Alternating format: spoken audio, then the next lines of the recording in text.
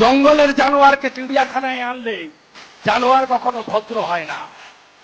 আর আমরা মেদিনীপুরের লোক, আপনি গায়ের পান্তা খাওয়া লোককে অপমান করবেন।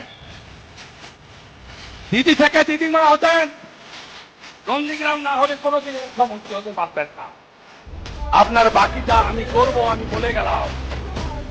আপনার ভাইপোকেও জেলে পুরব, আর আপনার ভবিষ্যৎ কালীঘাট মন্দিরের সামনে বাটি নিয়ে বসাবো আপনাকে, বলে গেলাম আপনাকে।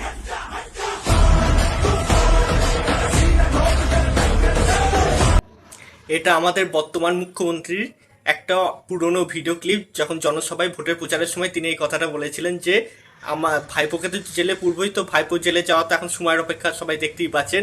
বাট সেটা নিয়ে আমার খুব একটা ইন্টারেস্ট নেই, যেটা হচ্ছে ইন্টারেস্ট আমাদের পশ্চিমবঙ্গবাসীর যেটা ইন্টারেস্ট, যে আমরা দিদিকে কবে বাটি হাতে কালীঘাটের মন্দিরের সামনে দেখবো। মানে আমরা বিশ্বাস করুন খুব আশায় আছি আমাদের বর্তমান মুখ্যমন্ত্রীর দিকে তাকে, যে অন্তত দিদিকে বসান কালীঘাটের মন্দিরের সামনে বাটি হাতে, মানে ওই দৃশ্যটা যে কবে দেখে যেতে পারবো, মানে ওই স্বপ্নটা অন্তত। এবার আপনি মুখ্যমন্ত্রী হয়ে গেছেন, ভাইপোকে তো জেলে পুরে দেবেন সেটা বুঝতেই পারছি, ভাইপো যে অপকর্ম করেছে ও এমনি জেলে যাবে শুধু, কিন্তু এই যে দিদি কবে যে বাটি হাতে বাটি নড়াবে আর ভিক্ষা চাইবে কালীঘাটের মন্দিরের সামনে বসে, এইটা দেখার স্বপ্নটা আমাদের মানে প্রত্যেকটা পশ্চিমবঙ্গবাসী রয়েই গেছে। এটা তাড়াতাড়ি আপনি আমাদের পূরণ করে দেওয়ার ব্যবস্থা করে দিন।